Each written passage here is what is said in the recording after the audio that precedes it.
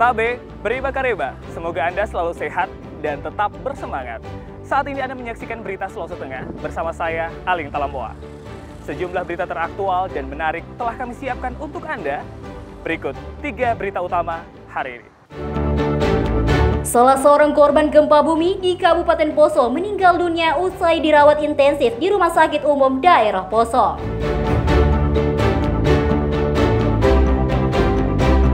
Seorang pengusaha di Palu tewas setelah ditikam mantan karyawannya.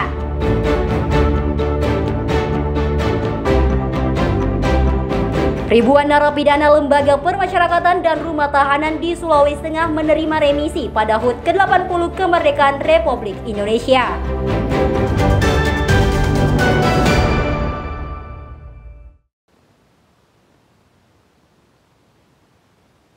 Satu korban gempa bumi di Kabupaten Poso, Sulawesi Tengah dilaporkan meninggal dunia Minggu malam. Korban bernama Katrin Kande berusia 50 tahun, warga Desa Masani, Kecamatan Poso, Pesisir Utara. Korban sebelumnya sempat dirawat di RSUD Poso, namun nyawanya tak tertolong setelah mengalami luka serius akibat tertimpa reruntuhan bangunan gereja saat menjalankan ibadah. Sejak Senin pagi, warga dan jemaat mulai berdatangan untuk melakukan ibadah sebelum jenazah dimakamkan. Korban diketahui merupakan jemaat gereja Elim di Desa Masani. Saat gempa terjadi, korban bersama suaminya mengikuti ibadah di dalam gereja dan tertimpa reruntuhan. Sementara anak-anak orang tua sementara menyelamatkan diri masing-masing, rubuh juga yang di depan. Di belakang mimbar.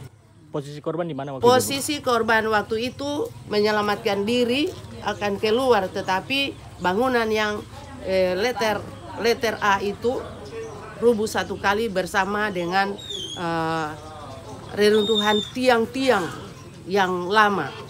Kemudian begitu kami menyelamatkan para korban, ternyata ada juga ibu almarhumah yang... Hingga saat ini masih ada 15 korban gempa bumi di Desa Masani yang menjalani perawatan intensif di RSUD Poso. Sebagian besar diantaranya dilaporkan dalam kondisi kritis. Selain melukai puluhan warga, gempa juga mengakibatkan sejumlah bangunan rusak seperti rumah warga, rumah ibadah, dan fasilitas umum. Kerusakan terparah akibat gempa bermagnitudo 6,6 ini terjadi di Kecamatan Poso, Pesisir. Syahrul Cahya melaporkan dari Poso.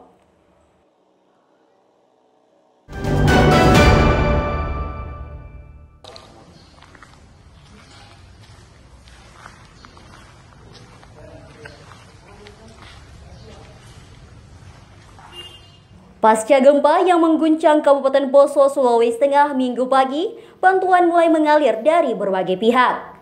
Salah satunya dari Polda Sulawesi Tengah. Sedikitnya 100 paket sembako diberikan kepada warga yang terdampak gempa bumi di Kecamatan Poso, Pesisir. Bantuan berupa beras, indomie, dan telur. Bantuan diserahkan melalui posko bencana gempa bumi di Kecamatan Poso, Pesisir. Sejumlah rumah warga, rumah ibadah, dan fasilitas umum rusak diguncang gempa dengan magnitudo 6,6 dan berkedalaman 10 km. Petugas gabungan kini masih melakukan pendataan terhadap rumah dan bangunan yang terdampak gempa.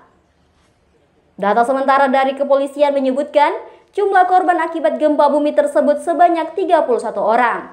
13 orang luka berat, 3 orang ringan, dan 10 orang masih menjalani perawatan medis.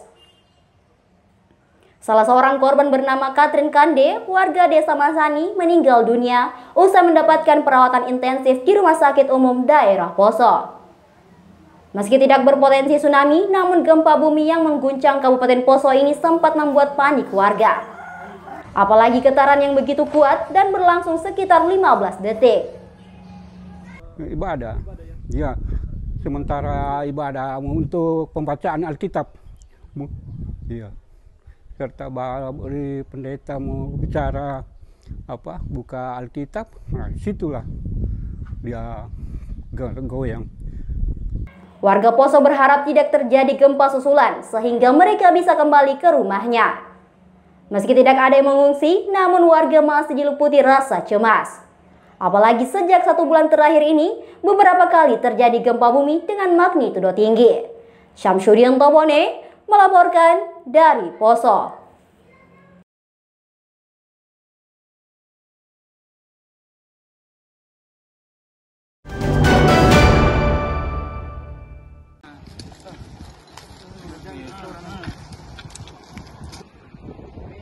Tujuh perahu dengan mesin 15 PK dibagikan kepada kelompok nelayan di sekitar Teluk Palu Jumat sore.